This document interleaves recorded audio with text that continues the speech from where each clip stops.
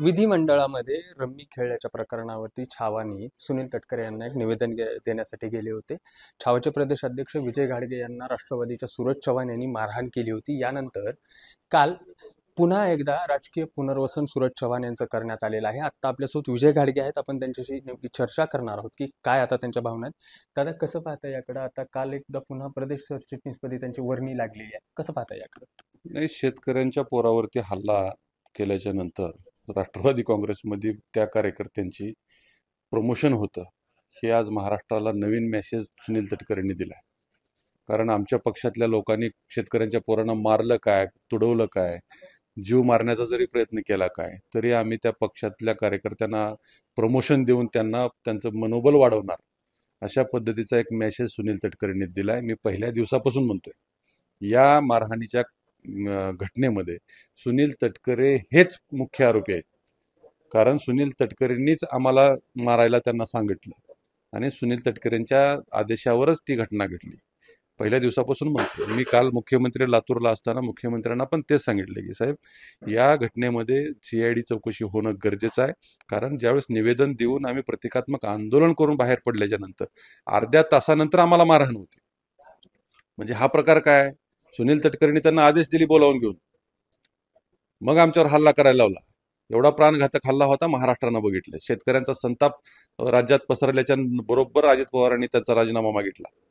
आणि अजित पवारांना आम्ही पुण्यामध्ये भेटल्याच्या नंतर अजित पवार आम्हाला काय म्हणतात, पक्षाच्या धोरणाच्या विरोधात कुणी वागत असेल तर त्याला आम्ही पक्षात स्थान देणार नाही, इथून पुढे त्याचा संबंध राहणार नाही.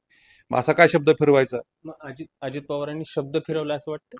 शब्द फिरवलाच, किंवा शब्द फिरवला जरी नसला तर मग अजित पवारचं पक्षात चालत नसावं काय? कारण अजित पवार काल नव्हते त्याला नियुक्ती देताना.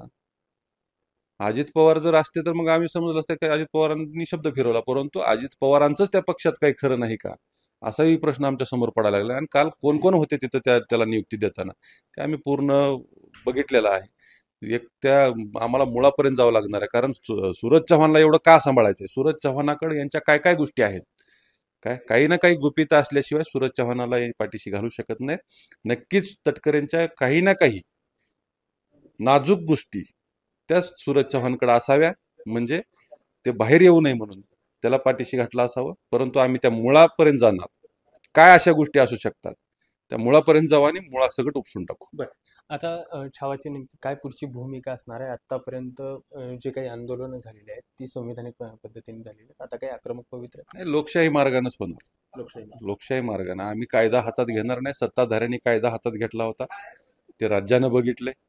राज्यांमध्ये संतापाची लाट तयार झाल्याच्या नंतर पक्षांतर्गत तुम्ही त्याचा राजीनामा काय घेता, नौटंकी काय करता, आमच्या जखमा ओल्या असताना तुम्ही त्याची लगेच पदोन्नती करताय. म्हणजे कुठंतरी अशा गुंडांना तुम्हाला पोसायचं आहे, गुंड सांभाळायचे आहेत पक्षामध्ये काय, हे तुम्ही दाखवून दिले. आणि सुनील तटकरे, तुम्ही दाखवून दिले की तुम्ही जातीवादी आहात. आम्ही यापूर्वी 2 वर्षापासून जरांगे पाटलासोबत आंदोलनात सक्रिय सहभागी आहोत. सुरुवातीपासून आरक्षणाच्या लढ्यात आहोत. शेतकऱ्यांचे विषय समोर मांडतोय. म्हणजे तुम्हाला मराठ्यांच्या पोरांना मारायचंय, हा तुम्ही मेसेज महाराष्ट्रामध्ये एक चांगल्या पद्धतीने तुम्ही आज घालून दिलेला आहे.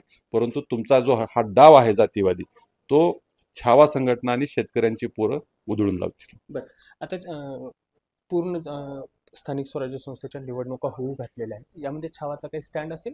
नाही, राहणार ना. शेतकरी विरोधी ज्याच्या सत्ताधाऱ्यांनी भूमिका घेतलेली, आमच्यावरती हल्ला केलाय, त्यांच्या विरोधात छावाचा स्टँड नक्कीच राहणार. शेतकऱ्यांची पोरं, हल्ला ज्या लोकांनी केलाय त्यांना या निवडणुकीपासून लांब फेकल्याशिवाय राहणार नाहीत. छावाची जी भूमिका असणार आहे ती आगामी निवडणुका असतील किंवा सूरज चव्हाण यांना दिलेले जे पद आहे यावरती नाराजी व्यक्त करण्यात आलेली आहे. आणि अजित पवारांचंच त्यांच्या पक्षामध्ये काही चालतंय का नाही असा सवाल आत्ता विजय घाडगे यांनी उपस्थित केलेला आहे. Rishikesh Holikar, Maharashtra times online, Latur.